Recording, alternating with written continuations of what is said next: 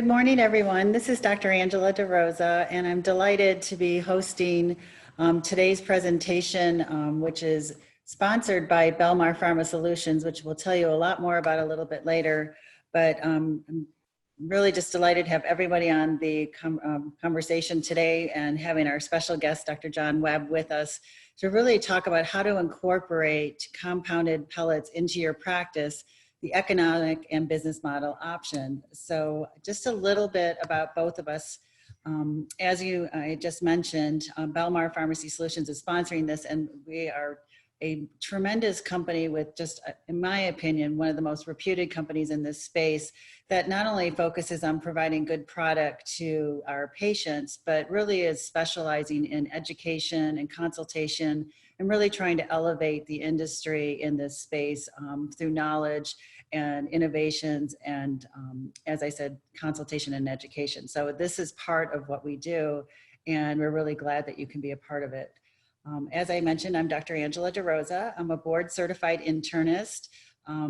The reason I got into the hormonal health space was I went through menopause at the age of 35. So this has become not only a professional mission, but a personal mission. And you can see my career has largely taken the path of learning everything I could about hormonal health, women's health, male health, sexuality. And early in my career, I went to work for Procter & Gamble and helped them launch several women's health lines, including osteoporosis and female sexual health. But the larger part of my career has been clinically treating thousands and thousands of patients with bioidentical hormone therapy and optimization and various other things. But I am also just so delighted to have my partner on the phone today, Dr. John Webb, who is an internist as well, and has spent the last 3 years of his career as the Chief Operations Officer at the Harvard Medical School and Beth Israel Lahey Health Affiliated Medical Practice, Men's Health, Boston, with another one of my delightful colleagues, Dr. Edwin Morgenthaler.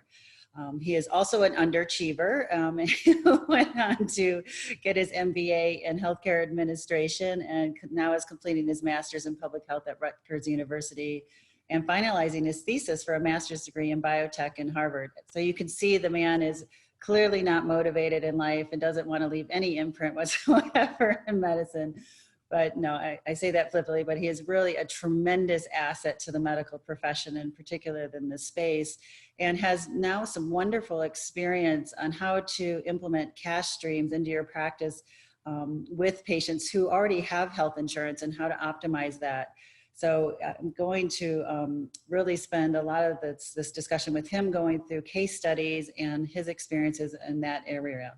So you can see with the agenda today, we're going to talk about pellet therapy, some economic models and case studies, and then we'll get into compounded pellets, really kind of understanding the differences between compounds versus commercial available products and how to transition patients from one to another.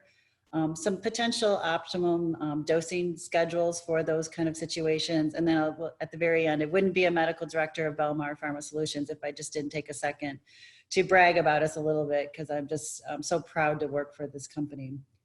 So without further ado, I'm going to turn over the presentation to Dr. John Webb, and the floor is yours, John. Okay. Hi, good morning, everyone, and I appreciate everyone allowing me to be here this morning. So my beginning with hormone therapy was over 10 years ago, when I too was in my early 30s and just feeling run down and couldn't figure out why, and went and saw one of my medical physician and talked to him, and he said, "Man, have you ever gotten your testosterone checked?" And so he started me on testosterone probably close to 15 years ago. What I didn't know at the time was, and I just found this out a year ago, was he began his own journey of taking testosterone and prescribing patients on testosterone after he read one of Dr. Morgenthaler's books. So, and it was interesting. I had the pleasure of being able to work with Dr. Morgenthaler for 3 years in Boston, and able to take a lot of my background in business and with medicine and apply it to a lot of the principles that he already had established there. And one of the things that we did there was implemented a lot of new line cash-based services into the practice to start a new cash flow and new revenue stream for the practice. And this is something that's very easy for any practice to really get into. And I think it, not only do we serve patients well, but it's a financial model that allows us to continue to help more patients by giving us a financially viable practice. So with pellet therapy, there's a few advantages that I find, and one of the reasons that I personally prefer pellet therapy. One is we don't have the risk of contact transfer like we see with gels and creams. So it's always an issue. We don't really have the problem with overusing or abusing the medication. These pellets we implant these pellets, and we really don't have to worry about the patients taking more pellet or less pellet. Like, they have what we give them, and that's it. They don't have to worry about frequent injections. As anyone who's done testosterone replacement knows, that's always a complaint with men. They don't want to do the injections. They hate having to come in, or they hate having to administer this every week or two. The other thing that we see is we don't have to worry about these ebbs and flows in our levels of testosterone. So with the injections and with the gels especially, we see, variable peaks and troughs all the time. And one of the big issues that I see, and talking with a lot of other people, happens to be people's patients' experiences when they're on testosterone.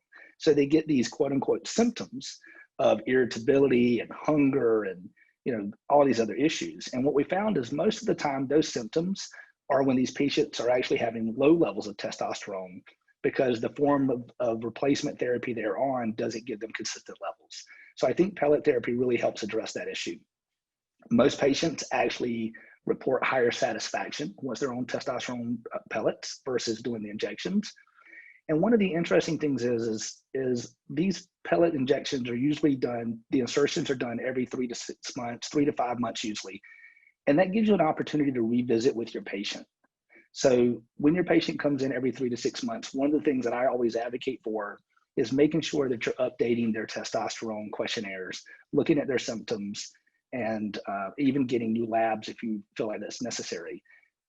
When you're doing injections, let's be honest, a lot of people out there who are giving patient injection therapy, especially self-injections at home, they usually only see these patients once a year.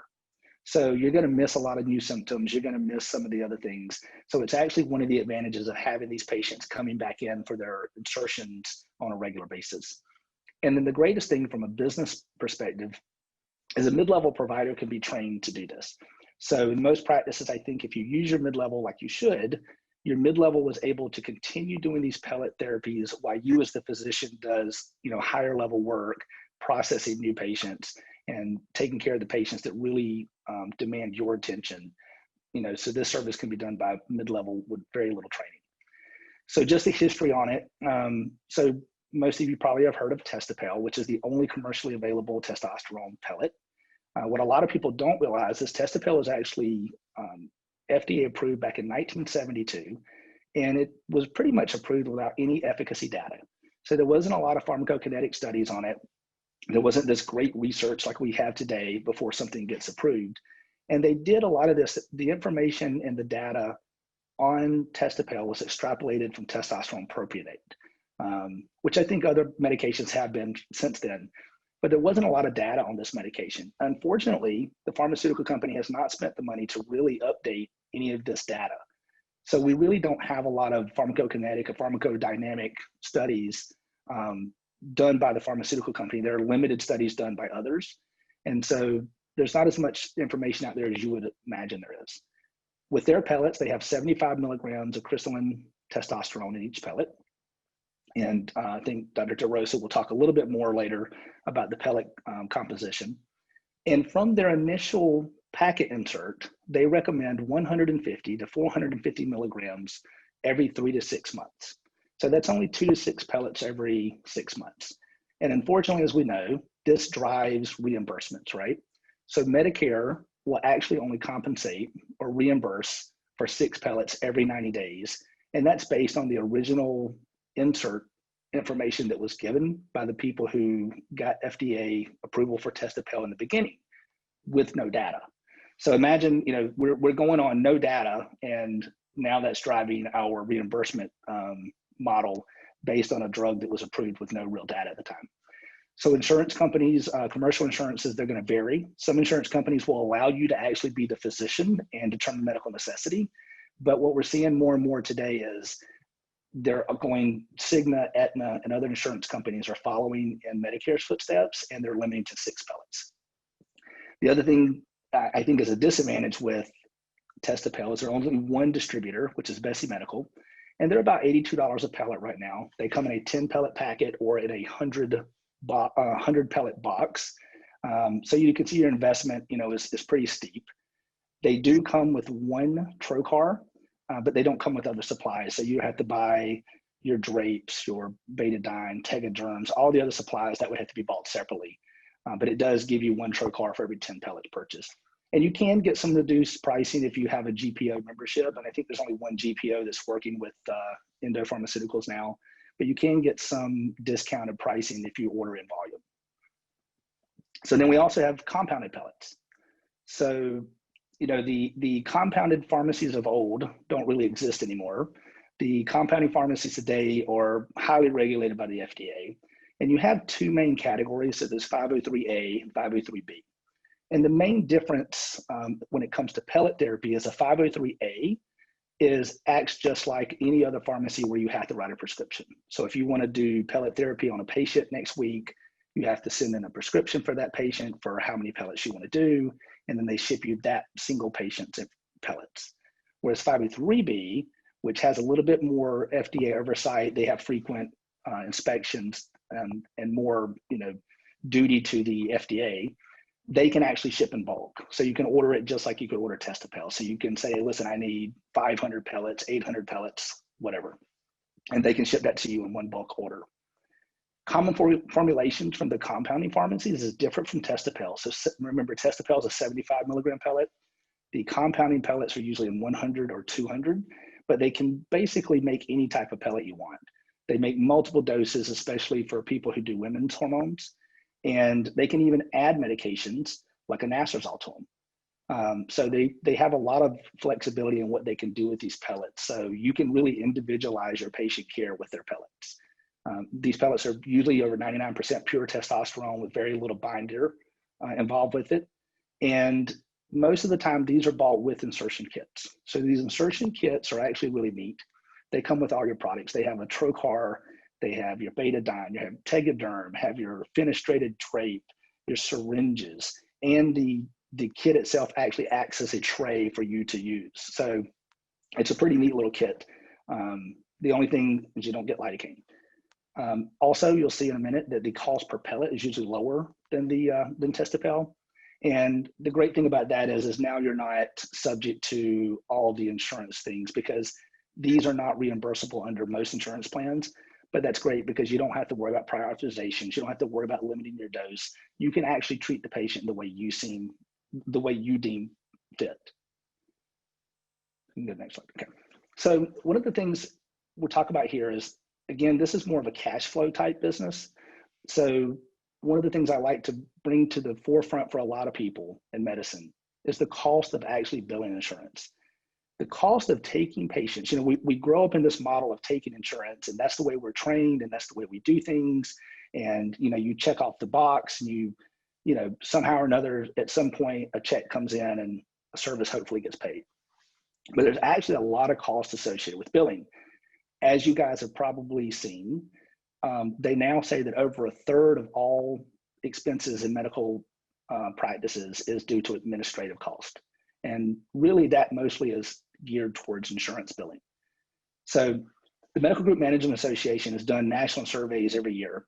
And what they found is that accessibility to care and the patient experience are the two driving forces behind patients when they want to look at what their satisfaction in their healthcare choices. The problem is we know that insurance actually hurts both of these. So insurance decreases their accessibility to care and it decreases the patient experience. If we also look, surprise billing is the number one complaint, and that's been a hot topic in the media recently. And so again, this is actually driven by the insurance companies. The current model that we work under now, you do a service and then 2 to 3 months later, a patient gets a bill and they didn't realize that they're now going to owe $750. So those things are all created by insurance billing. And the other thing is, so those are indirect costs. And we also want to look at some direct costs, right? So you have to think about every day, every person in your office is actually working to get the insurance company to pay you. So the front desk person takes the card, scans in the card. Every staff member that touches that patient is making sure all the boxes are checked. So look at all this documentation. How much documentation is being done every day only so it can satisfy what the insurance company needs in order to get paid? So there's a lot of cost, a lot of time wrapped up into this.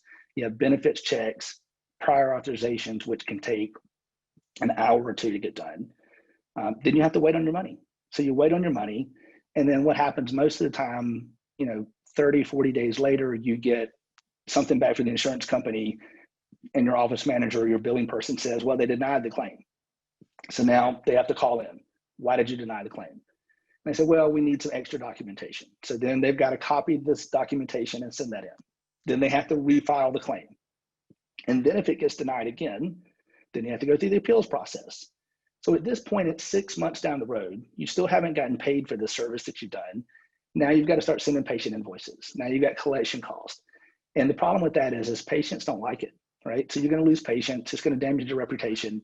And honestly, the number 2 reason malpractice lawsuits are started by patients is due to an unpaid medical bill. So all of these things really do cost a lot. And there's a lot that's put into actually trying to get paid for the insurance companies, or trying to get the insurance companies to pay rather.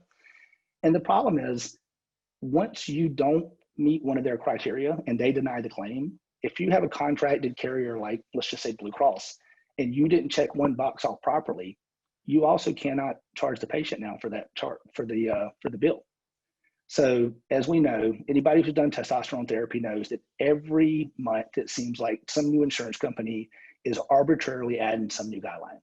They're not using evidence-based medicine. They just decide that they're going to add something new. And these include documentation of a DRE, a certain PSA, the 2 early morning labs.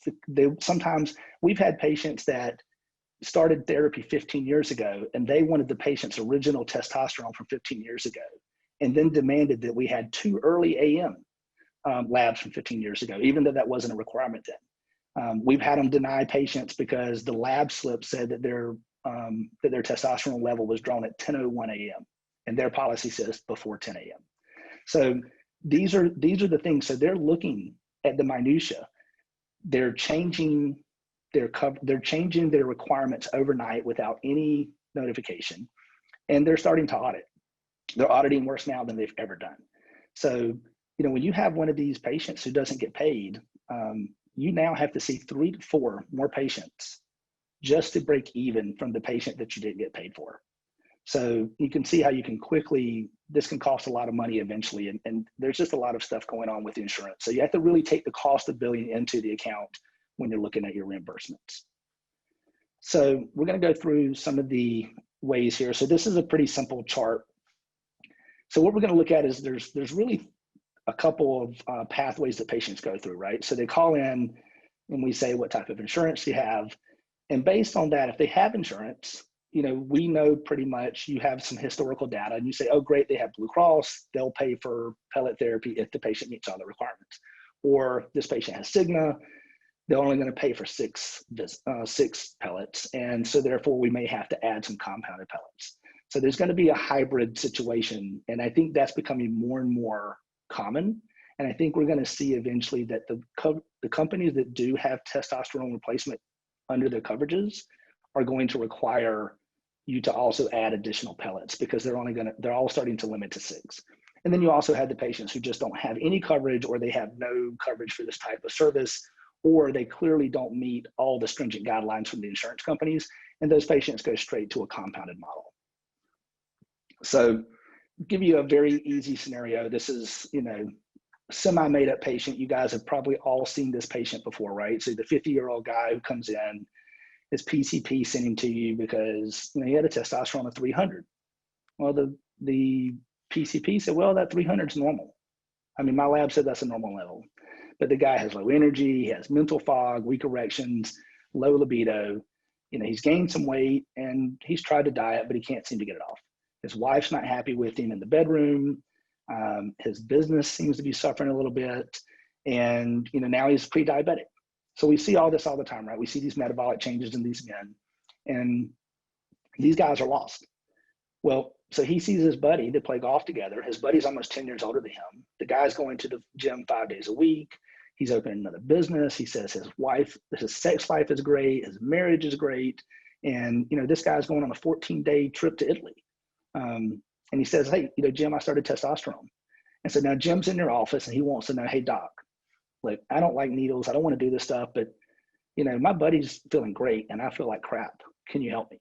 And he wants to get started on testosterone. So what is he looking at and what are his options? And so that's what we really want to focus on today, is really what are we looking at from a practice standpoint. So in this demonstration, I'm going to basically use testosterone dosing of 900 to 1,000 milligrams per insertion. I think that's a conservative average that you'll see around the country. Dr. DeRosa is going to talk about some other dosing protocols that are very good and they work really well.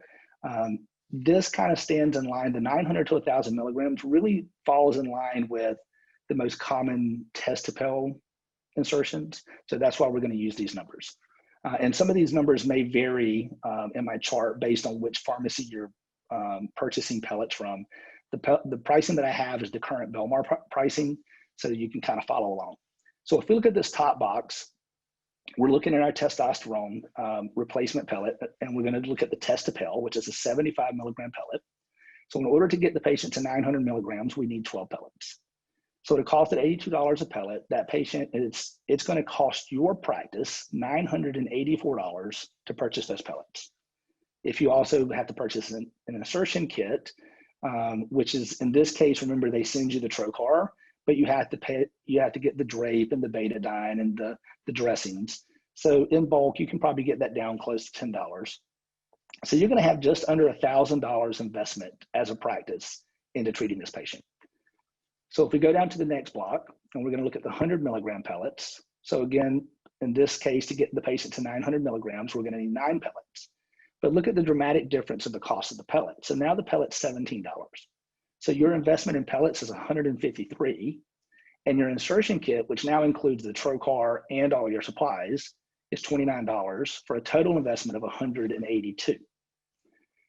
Where it gets really interesting is looking at the very last block where we have the 200 milligram pellets. So the 200 milligram pellets, of course, you can't really break one in half. So there's 5 pellets here to get the patients to 1,000 milligrams. But look at the price difference. So the 200 milligram price right now is $22 per pellet. And the reason that is the testosterone itself isn't necessarily the driving factor in the cost. There's a machinery, there's the making of the pellets. So you don't see a doubling of the price here. And so in order to get 5 pellets, it's going to cost you $110. And the insertion kit for that is $34 because it's a larger board trocar. And so you have a $144 complete investment into this patient. So look at test-to-pill.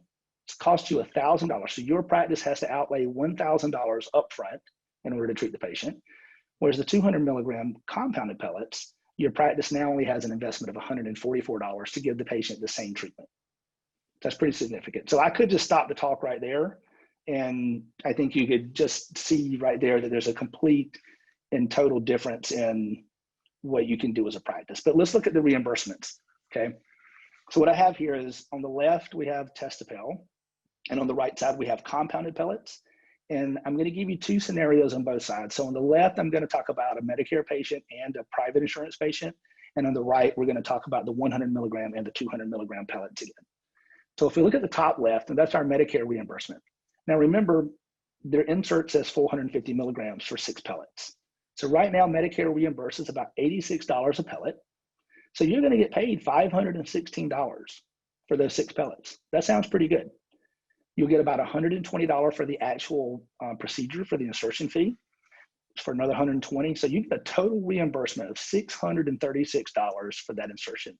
Now, if you're good at insertions, you can get in and out of that room in 15 minutes, and $636 is great until you realize that you spent $502 to purchase the supplies and the pellets. So now it's only $134 that you made out of your insertion, which is only $4 per pellet profit. So that means over an entire course of a year, over 4 insertions, you would only make $536 profit off of this patient. Now this comes back to the hybrid model, because I don't think anybody in this room would only put 450 milligrams of testosterone in this patient. I think we would want to optimally treat this patient. So the little asterisk down below it in green So we're going to also put in here that we added 2 compounded pellets to this patient, and that would be the 200 milligram pellets. That would give us another $768 a year of profit, or around $1,300 over the course of the year. And that's given the patient their 6 testopel and then 2 compounded pellets. What's interesting is you make more from your 2 compounded pellets than you made from getting reimbursed from Medicare. So that should tell you something. So if we go to the bottom left, we're going to look at private insurance. Now remember, Aetna and Cigna have started to limit to 6. So we're really going to be talking about your really good payers like some of your Blue Cross plans. So let's say on their plan, they'll give you 12 pellets, which will give you 900 milligrams for the patient. And they reimburse right now on a national average of around $99 per pellet, which is going to give you $1,188 on your pellet. That's significant.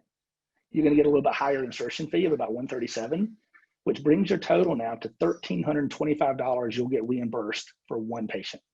And again, if that was it, if that's all there was, $1,300 for a 15-minute visit, every one of us would want to do nothing but pellets. Unfortunately, there's a $994 cost that your practice has already paid. So now you're down to $331 net profit. Now, let's be honest, $331 for a 15-minute appointment was pretty good. We gave our patient good service. We got $331, not so bad. We made $17 per pellet. It's pretty good. So that's a $1,300 a year profit margin. So not bad at all. Let's look over at the compounded pellets on the right. And if you look at the top block under the compounded pellets, we're going to start with the 100 milligrams.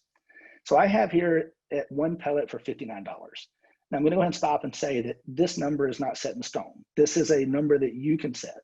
So this one you can fluctuate down or upward, whatever way your practice wants to do it, because you're not regulated by anyone to set prices for this. So this is generally, for most practices, this is a good average. So that's why we're using $59. Now there's no limit on pellets, right? So you can optimally treat whatever you want to, but we're going to use 9 pellets on this patient because we want to get them to that same 900 milligrams that we're treating our other patients with. So we're going to get reimbursed from the patient, $531, and then a $200 insertion fee. So we're going to get $731 from this patient today. And look at our cost, $182. So our net profit on that patient who paid out of pocket that day is $550. That's a $32 per pellet profit. And that's about $2,200 a year that we make off of the same patient who's paying out of pocket. If we go down one more block at the 200 milligram pellet, and remember the 200 milligram pellets were a little cheaper. So the pellet is $118. So we're charging double the price, 5 pellets, $590, with an insertion fee of $200. So this patient's $790. What's interesting, so you realize that this patient's paying $790. The patient on the 100 milligram is paying $730. There's not a big difference in what the patient pays here, but the difference is the cost of the insertion. So it only costs you $144, which brings you just under $650 profit, and that's $96 per pellet profit, or almost $2,600 a year in profit. And this is really a key because when you're looking at the profit margin on the pellet, this is where you have the opportunity to change that when needed in order to fit a patient's budget. So you can see your area, and this is where you can really curtail your pricing for your patient population. Not everyone's gonna practice in a very wealthy area. And so this is where you can kind of get better pricing. And this is a little bit what we're talking about later here. So what I'll do on the investment is this. So I know what you're saying now. The Medicare patient only paid $1,500, and the guy getting the 200 milligram pellet paid, $3,000, whatever. So let's look at what the real investment is for your patients. So I want you to see there's not a huge difference in what your patients are actually going to pay. So your Medicare patient, each visit was $636. So they're going to be responsible for 20% of that, which is about $127 copay per visit. So they're going to pay $508 in copays. They're also going to get their 2 compounded pellets that they're going to pay $944 for. So your Medicare patient's going to pay $1,452 out of pocket to your practice every year. That's their patient investment, with a deductible of $198. If you look down at the commercial payer, if you follow through, they're going to pay about $1,000 in copays. Plus, they're going to have deductible. Remember, these people are coming in every 3 months, so they're going to have a visit in January, February, or March, which means they're still going to have deductible. The average patient from our reviews has been about $1,000 is what they pay towards their deductible on this, bringing it to about $2,100. So they have there. So you got 1,500 on Medicare, 2,100 on commercial. And if we look over the compounded pellets, you can see a comparable is 2,900 for the 100 milligrams and 3,100 for the 200 milligrams. And remember that 200 milligrams, you can adjust some of that.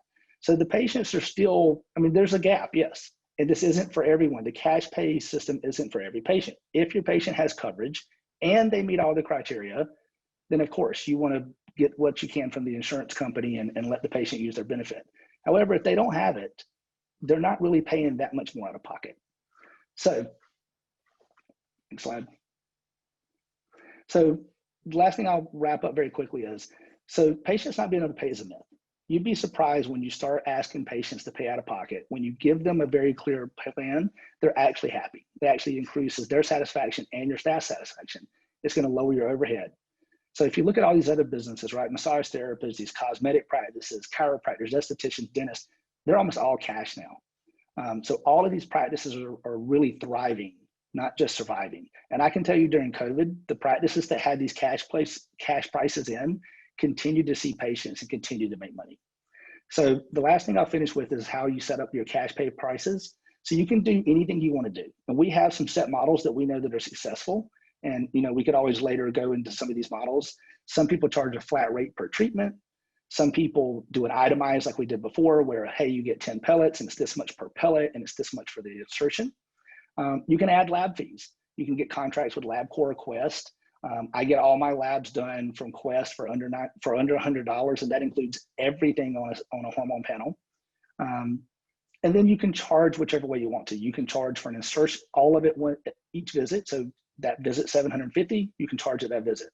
You can do a yearly plan, or you can even do a monthly debit account type thing that you can set up very easily with your bank, which is what we did. And I've done that in several practices now. And that seems to be the most successful because people like paying monthly. And so when you take their yearly plan and tell them that you could easily just charge them a recurring fee, almost every patient, hands down, has signed up for that. And you're still getting your same fees throughout the year. So we can talk more about those things later and follow up, but I'm going to turn it back over to Dr. DeRosa because I know we started late. So go ahead, sorry. Thank you, Dr. Webb. And I can totally agree with his sentiment on this. And having personally owned a large practice where we had 50 employees and 15 providers and 10,000 patients dealing with insurance, and then just recently moving to a 100% cash model with minimal overhead. From a financial standpoint, I'm down to 4 employees with just much less patients who are on a 100% cash basis just for hormones in our practice. Our EBITDA is the same as it was with the bigger practice as it is now. But what's even more amazing is my practice office manager and our staff that is currently seeing those patients are so much happier because the stress is less. The patients know what they're getting. They know what to expect. They know the fees that they're paying up front, and there's no surprises. And so it's a much, much nicer, patient-centric and patient-friendlier model. So I totally understand what you're saying and agree with you 100%. So just to round out the presentation, which Dr. Webb has just done a wonderful job of illustrating the economics and the patient benefits to moving into this kind of space, and also the office benefits. There are some differences between the commercially available product and the compounded pellets that you need to be aware of as you're moving into this potential hybrid and or moving 100% to compounds. So when you're talking about the pellets, there are varying strengths from 12.5 to 200, and there's also varying compositions. There's pure, 2%, 4%. There's varying structure from a blunt end and round end. Typically, that really becomes provider preference. And then also there's an ability to add the anastrozole to the testosterone in combination so that you don't have to provide that in an oral fashion for the patients. But when you typically talk about traditional composition, the bioidentical hormone pellets come in testosterone. We can make estradiol. There are progesterone pellets, but we don't largely recommend them for most of our patients for endometrial hyperplasia protection. But also realize that there are many ways to make them. And when you talk about commercially available products, and some of them that are still in the 503A space, they use a lot of binders called stearic acid or povidone. You can also make them by compressing them with these really cool instruments and machines. There have been heat fused and autoclave variants, which unfortunately some of those heat fused and autoclave variants can create, I almost call them little missiles because they over heat them and they kind of crystallize and they almost work their way to the surface more readily. So not a huge fan of those and had many problems previously with varying other companies. But your good companies are also going to do E-beam irradiation for sterilization. But when you're talking specifically about stearic acid, so the current FDA approved Testapel is made with stearic acid and the povidone. And in particular, that stearic acid is not ideal for pellets. Stearic acid is used in a lot of different formulations for emulsifying, stabilizing capsules. It can be a capsule lubricant. But in the Testapel, it's actually a binder that's holding the testosterone together so it doesn't disintegrate and fall apart. Now, unfortunately, that product, although ubiquitous, when you're putting it into a pellet, it can cause a lot of irritation and it can cause a lot of allergic responses. So what can happen is you're more likely to see fibrosis, you're more likely to see extrusions, and then if you have a lot of those kind of activities happening in your male patients, they're more likely to develop that fibrotic tissue underneath, which makes future insertions much more challenging. So unfortunately, actually in the beginning, I was actually one of Testapel's trainers to help practices learn how to do the insertions. But early in my career, I realized that I was seeing a lot of these reactions in my males because you're also having to use a large number of pellets to get adequate doses. So I quickly didn't become a fan of them and transitioned into hybrid models and now exclusively doing compound only. But as I mentioned, there are differences in how to make them, and Belmar in particular doesn't use any of the stearic acid or the povidone as a binder. And really, when you look at, I had mentioned that it can be a lubricant. In some of the compression machines, when they make those pellets, they use the compression to hold them together. But it kind of acts like Pam on a cooking surface. You need to be able to get those pellets out of the machine. And the stearic acid in that scenario can be a really nice lubricant to allow those pellets to pop out of the compressive device. So it can be found in very, very negligible amounts on the outside of the pellet. But most of the pellets that we have actually none on it, but you do need to be aware that there can be a teeny bit, but we inspect for that to ensure that there's not more than a negligible, clinically, an airway that's not going to be clinically relevant. Also, Belmar recently started getting into cholesterol pellets where we're using cholesterol as that binder, and that was really driven by a demand from some of our larger clients.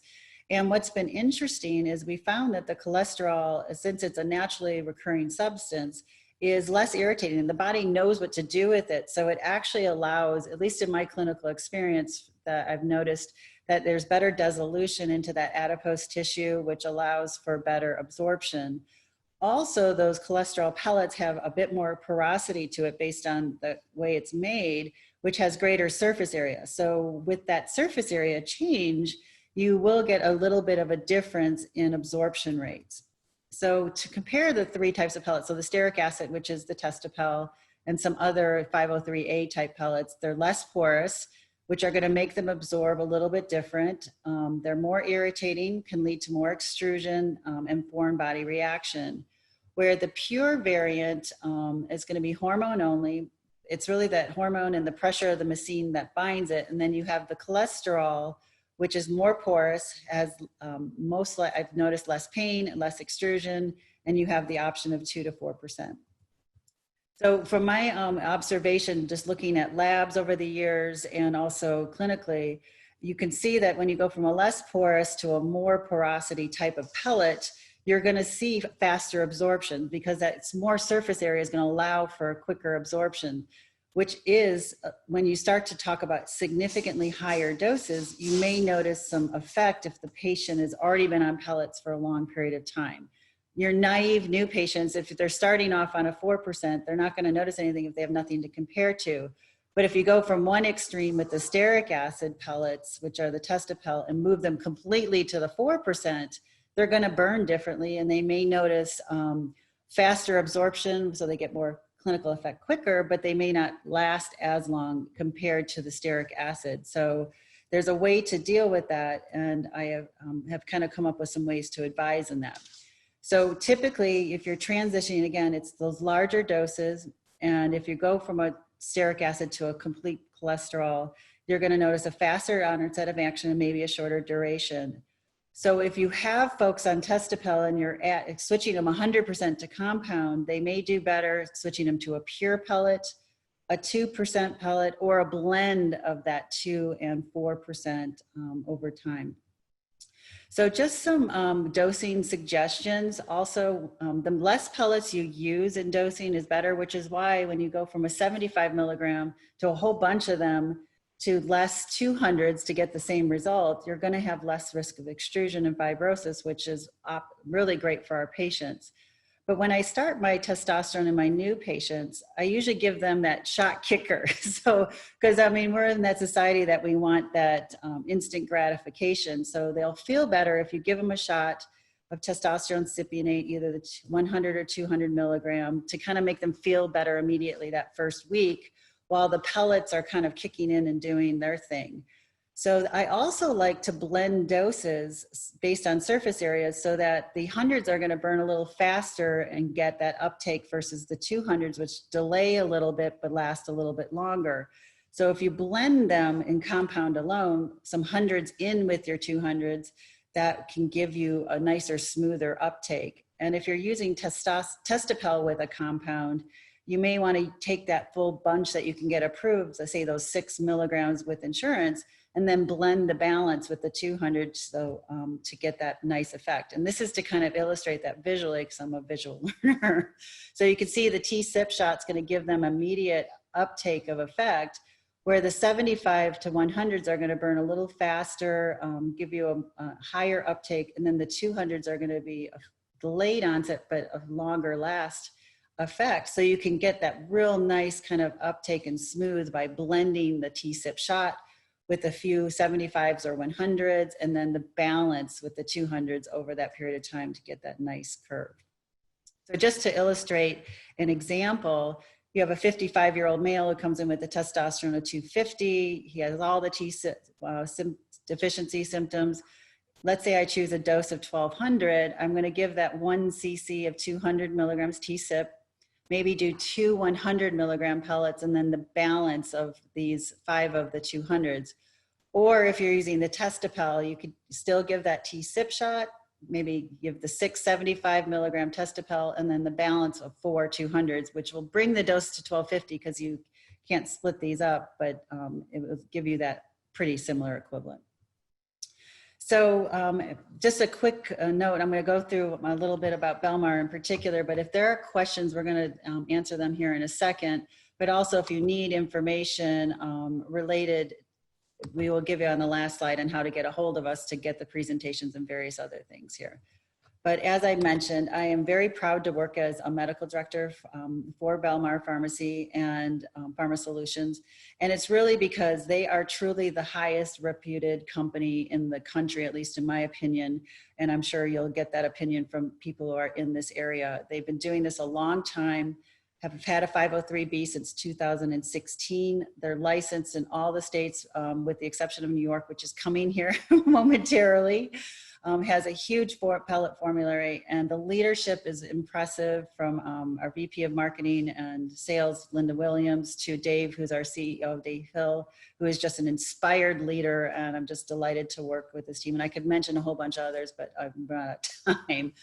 But as Dr. Webb had alluded to, when these people think these 503Bs aren't regulated, but they are highly, highly regulated and put under the microscope and actually get inspected even more often than your traditional pharmaceutical companies. So they're undergoing great rigorous testing, and they are highly compliant, put out great quality product, and they are really giving colonoscopies by the FDA on a regular basis. And you can see that there's a pretty significant manufacturing process that goes into making these pellets to ensure high quality that is guaranteed to be successful for the patients and clinically relevant. So as I mentioned, Belmar has a vast formulary with pure pellets, 2% and 4%. As I said, there's a whole host of strengths, but for this purpose, 80 milligram, 87.5, 100s and 200s. And then you can combine the anastrozole in that with 4 milligrams with 100 or the 8 milligram in the 200 pellet. Belmar is also proud to have a lot of value-added services that you can take advantage of from my medical director support with questions on patients and different things related to the pellets specifically, bulk ordering, dose calculators, inventory management, online ordering. We have a fantastic team of folks that can help you. Educational webinars, patient education templates, and also free shipping. So as I mentioned, I'm going to jump into questions here, but if you want more information, our patient trials of compounded pellets, our formulary and pricing information or training, contacting either Dr. Webb or myself, copy of the presentation, or a safe tour of Belmar to see what we really do to make these pellets fantastic. You can go to this link or email our VP of Sales and Marketing, Linda Williams, or call her. We are here to help serve you. I tried to make that quick to get the time, but we do have some questions here. So it says, what are the actual compounded pellets FDA approved or the facility that is FDA regulated? The facility is FDA regulated. The only FDA approved pellet is the Testapel, but I can assure you the FDA regulation and scrutiny that the companies go through in the 503B space is tremendous. And you can really can assure that quality that you've come to and consistency that you would expect from an FDA approved product. What are the typical T levels achieved per pellet? Typical peak and trough, steady state. John, I don't know if you want to jump in on that question or if you want me to field that, and then. No, I'll let you field it. I think it's an interesting question, and it's one that I've asked Endo Pharmaceuticals about Testapel as well, but there's actually they don't have any data on that even with Testapel.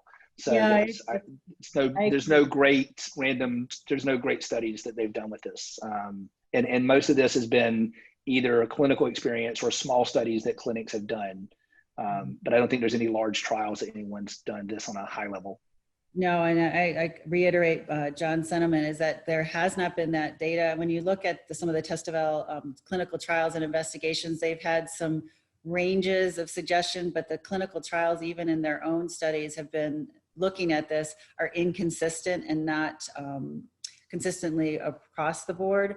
And what's really challenging is, as all of us that are in the hormonal space, is that it's really an idiosyncratic proposition in a lot of ways, because hormones are not going to react the same in each patient compared to another patient, because there are so many different clinical parameters from weight, age, activity, current levels, are there medications on board that may affect binding of these hormones?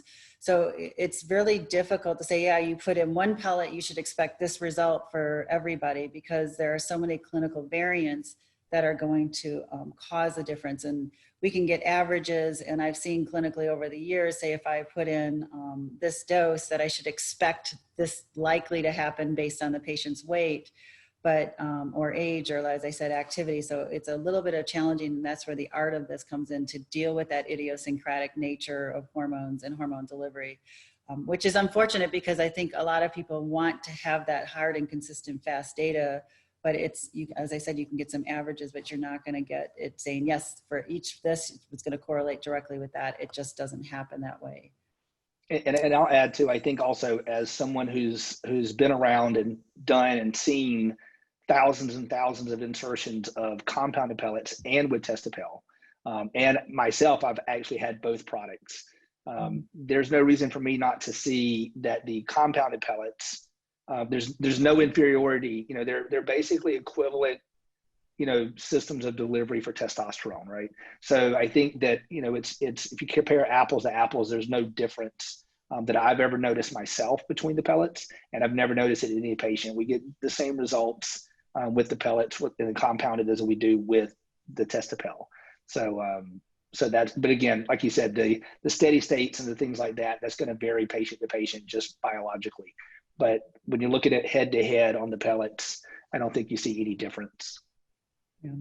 And the only thing clinically I've noticed is really just kind of those irritants with some of the stearic acid. I've seen more extrusions with those patients, but I've had other patients who have just done just fine on those. But I like having the larger doses of the 100 and 200 just from ease of insertion and patient tolerance. as well as little, also I found that those last longer for the patient. So the insertion durations in between those can be nice. So instead of having to put pellets in 4 times a year, you might get to 3 times a year on a patient, and in some cases up to 2, which makes it nicer for the patient to not have to undergo the procedure. So it's nice having the options. And I think that the blending option can also be really nice, especially if the patients have the coverage to be able to deal with that. Right. And I agree. Once you put in 9 testopel in people for a long time, and then you put 5 of the 200 milligram pellets, it's like the procedure just becomes so much easier at that point. And it's, and I agree with you that increased surface area, you do get a little bit more life out of the pellet. There's a lot of advantage with that. Well, I think unfortunately we've overstayed our welcome a little bit on time, Yes. but I appreciate the organization for allowing us a few extra minutes over. So we're going to go ahead and wrap up at this presentation. But again, if you need any further information, please feel free to click on the link or check in with Linda Williams. But we're just delighted to have had your time and attention this morning, and please enjoy the rest of your conference and the rest of the day. Thank you.